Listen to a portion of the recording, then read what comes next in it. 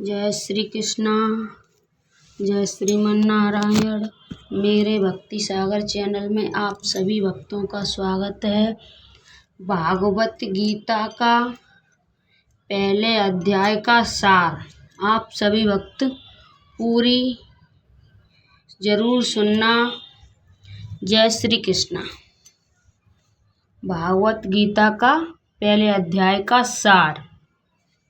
धृतराष्ट्र बोले, हे संजय, धर्म भूमि कुरुक्षेत्र में एकत्रित युद्ध की इच्छा वाले मेरे पांडु के पुत्रों ने क्या किया? संजय बोले, उस समय राजा दुर्योधन के व्यूह रचना युक्त पांडवों की सेना को देखकर और द्रोणाचार्य के पास जाकर ये वचन कहा, हे आचार्य, आपके बुद्धिमान शिष्य पुत्र धृष्टद्युम्न के द्वारा व्यूहाकार खड़ी हुई पांडवों पुत्रों की इस बड़ी भारी सेना को देखिए।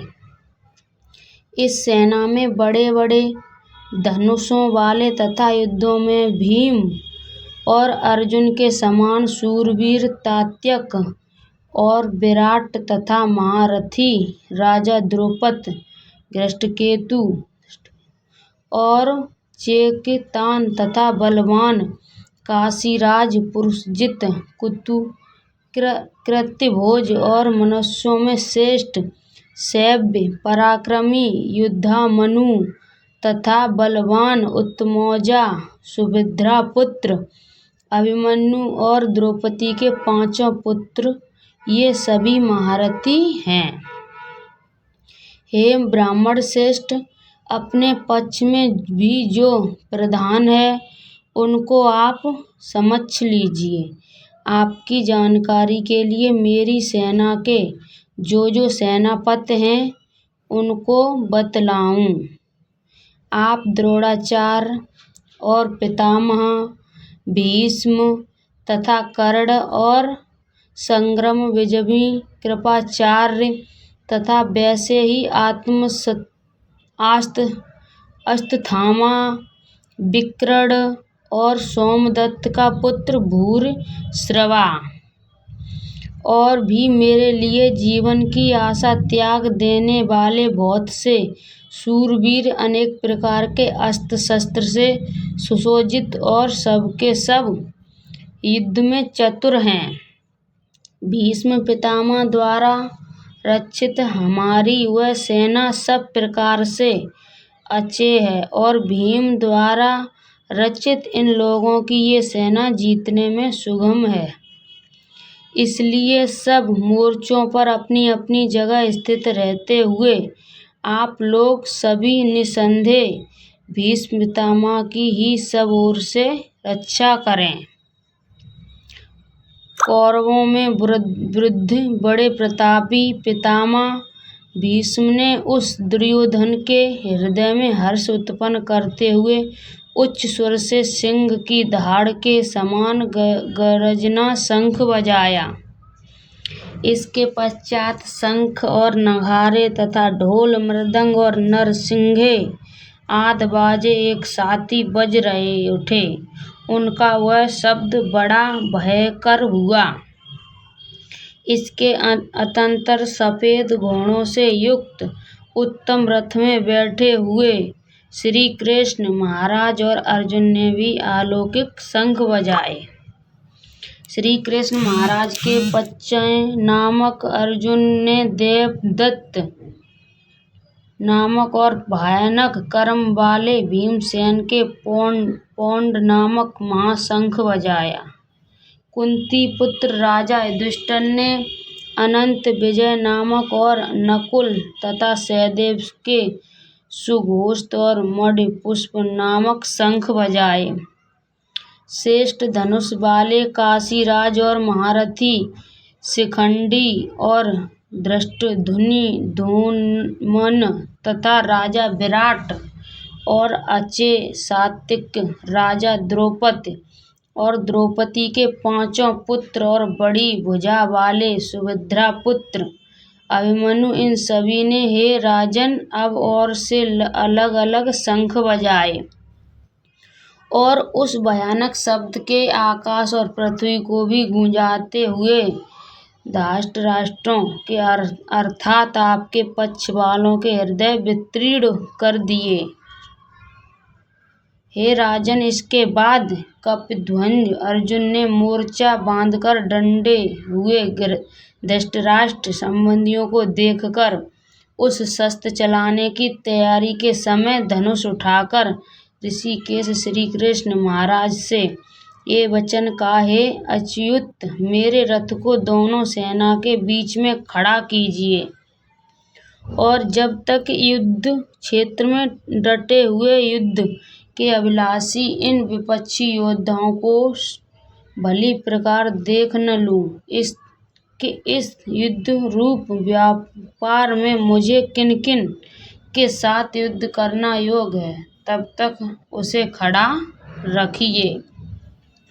दुर्बुद्धि दुर्योधन का युद्ध में हित चाहने वाले जो ये राजा लोग इस सेना में आए हैं, इन युद्ध करने वालों में मैं देखूंगा।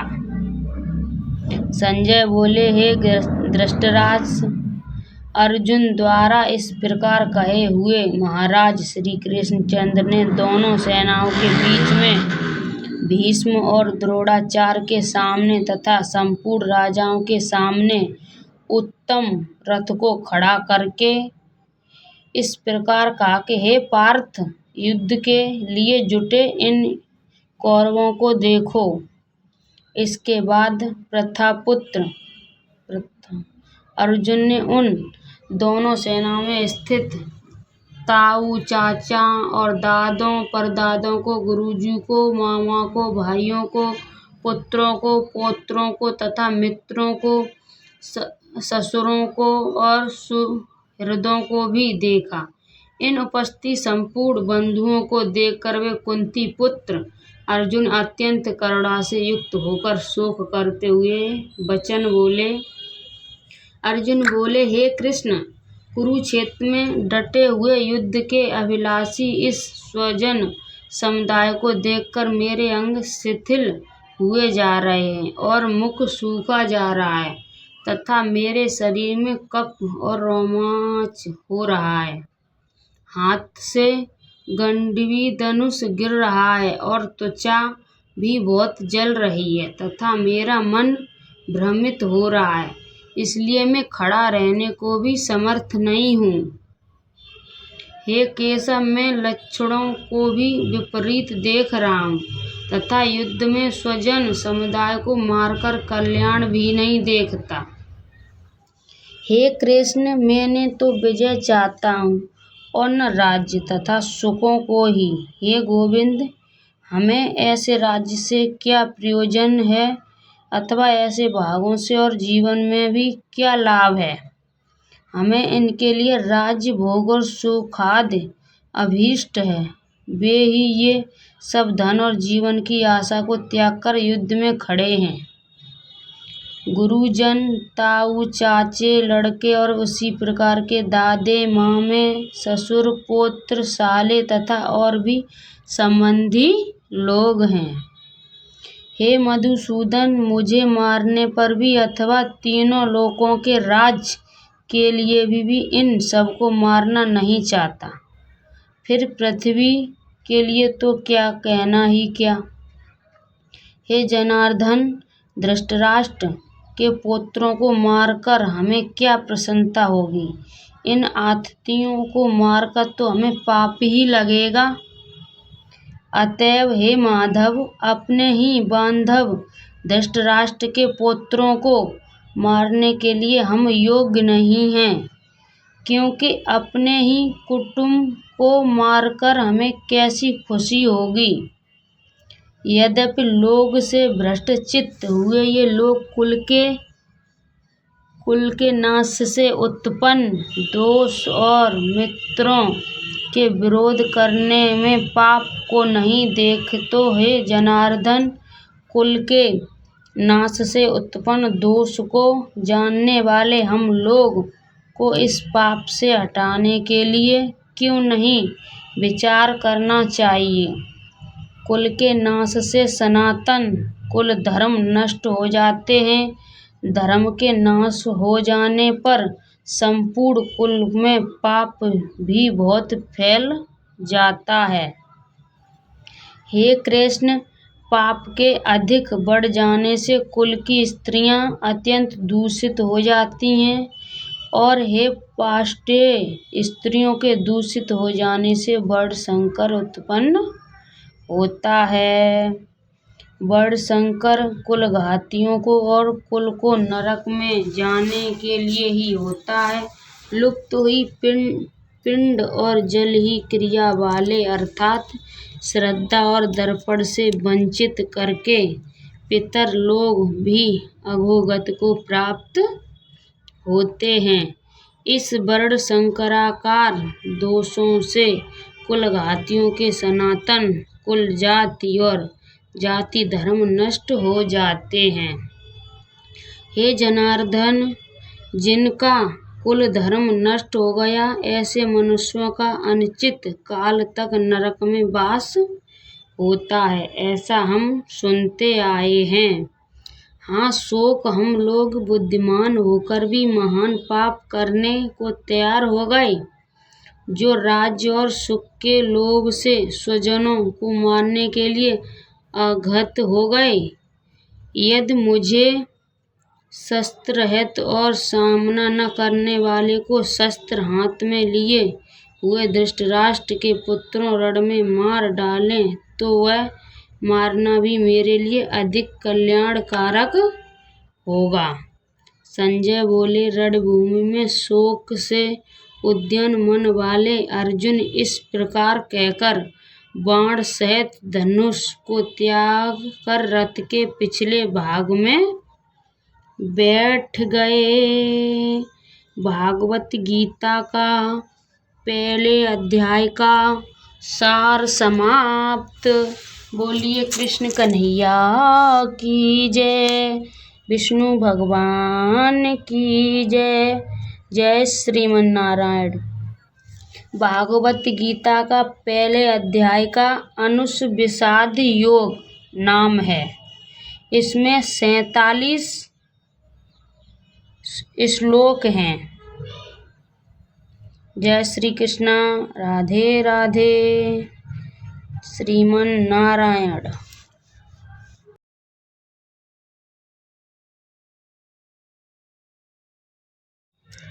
प्यारा सा कृष्ण भजन।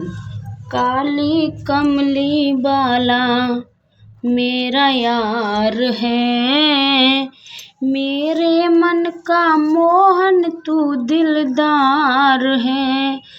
तू मेरा यार है, तू दिलदार है। काली कमली बाला मेरा यार है, मेरे मन का मोहन तू दिलदार है। मनमोहन में तेरा दीवाना, गाऊं बस अब यही तराना। श्याम सलोने तू मेरा रिजवार है, मेरे मन का मोहन तू दिलदार है। काली कमली बाला मेरा यार है, मेरे मन का मोहन तू दिलदार है। तू मेरा मैं तेरा प्यारे, ये जीवन अब तेरे सहारे, ये जीवन अब तेरे सहारे। हाथ तेरे इस जीवन की पतवार है, मेरे मन का मोहन तू दिलदार है। काली कमली वाला मेरा यार है, मेरे मन का मोहन तू दिलदार है।